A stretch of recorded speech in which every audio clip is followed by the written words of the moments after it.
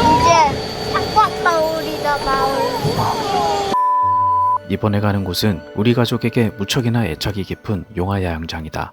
야영장을 가기 전 동선에 맞춰 먼저 청풍호의 모노레일을 타러 왔다.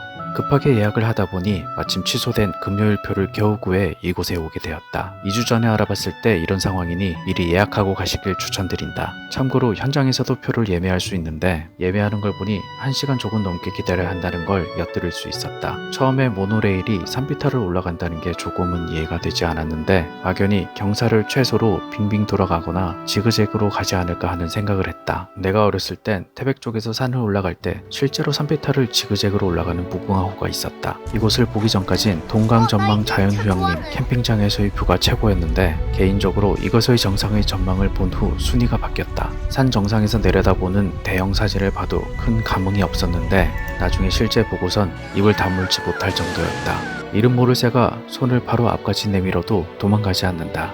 이번 여행을 반겨주는 길조인가 보다. 시작부터 조짐이 좋다. 티켓은 어른 12,000원에 13세 이하 소인은 9,000원이다. 시설이나 분위기가 뭔가 향토스러워서 큰 기대를 하지 않았다. 대기실도 뭔가 허접한 느낌이 들기도 해서 괜히 왔나란 생각이 들 정도였다. 아이한테 잔뜩 기대하게 해놓고 실망한 아이를 뭘로 달래주지라는 생각이 순간 들었다. 레일을 보면서 아 역시 망했구나 라는 생각이 강하게 들었다. 뭔가 미래지향적인 자기부상 모노레일 이런 걸 생각했는데 이건 뭔가 놀이공원의 자전거 바이크 레일 같은 느낌이 들었다.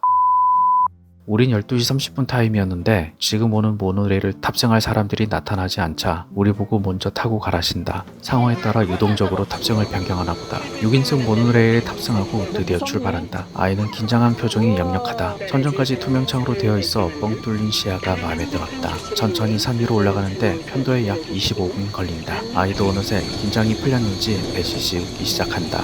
세 가족이 다 같이 뭘 탄 게 참 오랜만이다. 루시나 카트 이런 건 거의 내가 아이를 태우고 운전했기 때문이다. 갑자기 나비가 있다는 말에 뭔가 하고 봤더니 모노레일 옆에 군데군데 나비, 사슴, 무당벌레 같은 모형이 있다. 산내음이 가득한 이곳을 힘들이지 않고 올라가는 게 무척이나 마음에 든다. 이때까지만 해도 모노레일에 대한 관심만 있었지 산 정상의 전망은 뒷전이었다. 모노레일은 그저 산 위를 쉽게 올라가기 위한 수단일 뿐 실제 하이라이트는 산 정상에 있다는 걸 나중에서야 알게 되었다. 아이는 금방 익숙해졌는지 경사가 있는 곳도 편안하게 누워 보이는 여유를 보인다. 내려오는 모노레일과 마주하면 꼭 손을 흔들어 주도록 하자. 얼굴도 모르는 낯선이지만 산에서 건네는 인사는 마음이 훈훈해진다. 아이가 좋아하는 모습을 보니 내 기분까지 좋아진다. 재밌어.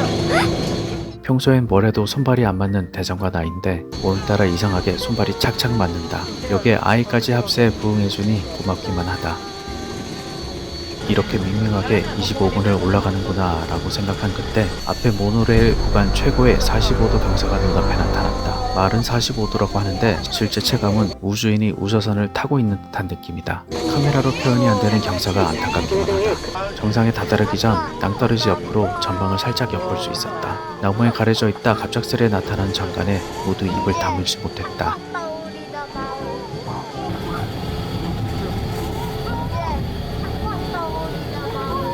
정상에 도달하니 멋진 풍경들이 펼쳐지기 시작했다. 정상에선 모노레일 표를 소지한 사람들에겐 케이블 왕복권이 10,000원으로 구매가 가능하다. 케이블을 타고 밑으로 간 다음 다시 위로 올라오는 왕복이며 내려갈 땐 다시 모노레일을 이용해야 한다. 케이블카도 타볼까 생각했지만 현재 점심도 거른 채 온 거라 얼른 캠핑장에 가서 늦은 점심이라도 먹어야 돼서 타보진 않았다. 주위를 둘러보는데 어떻게 이런 뷰가 있을까 싶은 생각이 든다. 이 산을 마치 섬처럼 청풍호가 굽이치며 둘러싸고 있다. 엄마, 이거 봐. 엄마, 계속 봐. 이런 풍경을 보고도 아이는 아랑곳하지 않는다. 오직 구조물을 오르락내리락 하는 거에 재미를 들렸다.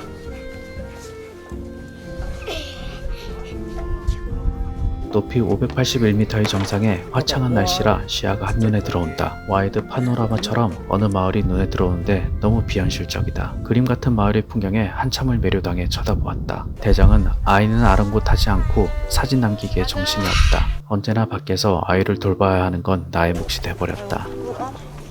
아무래도 이곳이 최정상 꼭대기라 모든 이의 핫스팟인 듯하다. 우리도 차례를 기다려 겨우 인증샷을 남기고 올 수 있었다. 우리와 떨어져 사진만 찍던 대장도 이때다 싶어 슬그머니 들어온다. 멋진 풍경 때문에 오늘은 그냥 참고 넘어가기로 한다.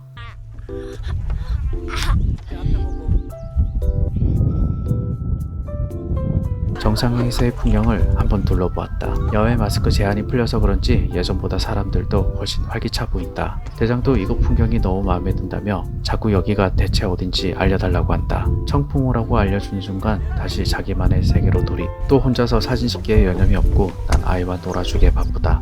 이젠 카메라만 들이대면 알아서 병맛스러운 포즈를 취해준다. 이런 아이의 노력이 고맙기만 하다. 정상에서 생각지도 않게 많은 시간을 보내 일정이 다소 지체되었다.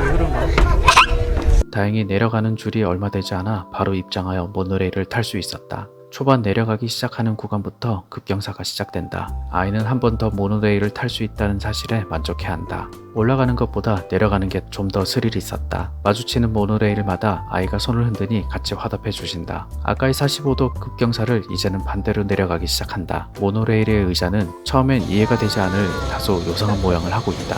V자 모양으로 되어 있는데 올라갈 때와 내려갈 때 각각 편한 곳에 엉덩이를 두면 된다. 지금 저 위치는 내려갈 때 엉덩이를 두는 곳으로 훨씬 안정감 있게 위치할 수 있다. 또 25분 걸려 처음 출발한 곳으로 내려온다. 총 50분 모노레일을 타고 산 정상을 왕복하는 거라고 생각하면 상당히 가성비 좋은 시설인 건 분명한 듯하다. 혹시 인근에 올 기회가 있다면 이곳은 꼭 방문해 보시길 추천드립니다.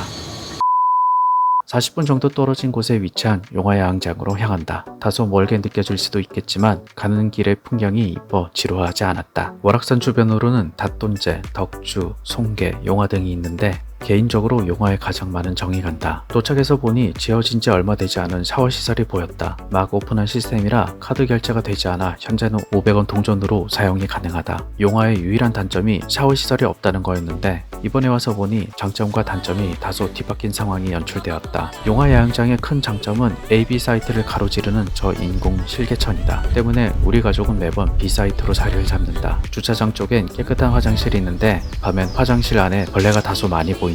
2시가 다 되어 도착했는데 아직 이곳에 자리를 잡고 있는 사람들이 없다. 이곳의 장점은 일단 국립야영장이라 1박에 전기 포함하여 23,000원으로 저렴하고 캠핑장 중앙엔 이렇게 인공 실개천이 나 있는데 어린아이들이 물놀이 하기 안성맞춤이다. 또한 캠핑장 옆으로 맑은 계곡을 끼고 있는데 이곳보다 상류 지역은 접근 금지 구역이라 이곳 캠핑장에서의 계곡이 결국 가장 상류인 것이다. 때문에 국내 다녀본 여러 캠핑장의 계곡 중 가장 깨끗한 수질을 자랑한다. 월악산이 캠핑장을 둘러싸고 있어 타고난 풍광과 자연환경, 캠핑장 내에 차가 다니지 않아 아이들이 안전하게 킥보드를 탈 수 있고 입구에 매점도 있어 장작이나 가스, 라면, 삼겹살 같은 일부 먹거리 구매가 가능하다. 단점으로는 차량이 많이 다니지 않으나 A 사이트가 차도 바로 옆에 위치하고 있고 국공립은 다 그렇지만 이곳 또한 주말 예약이 힘들며 바닥이 마스터로 되어 있어 먼지가 다소 날릴 수 있고 전에 느껴보지 못했지만 벌레가 이번엔 많아도 너무 많았다. 그럼에도 불구하고 우리는 벌써 이곳을 3번째 방문 중인데 아이가 막 걷기 시작할 때 여기 처음 와서 즐겁게 보낸 추억 때문인 듯하다. 아이가 20개월에 들어설 무렵 이곳을 처음 방문했는데 한밤중에 아이가 울면서 깨어나 분유를 찾는 바람에 한밤중에 물을 끓이기 위해 버너를 켰던 게 아직도 기억이 생생하다. 그때를 생각하니 킥보드로 짐을 날라주는 아이의 모습에 왠지 울컥한다. 지금은 아이도 캠핑할 땐 잘 도와줘 그때와 비교하면 천국이나 다름없다. 아름다운 용화야영장에서의 2박 3일은 다음 편에 다루도록 하겠다.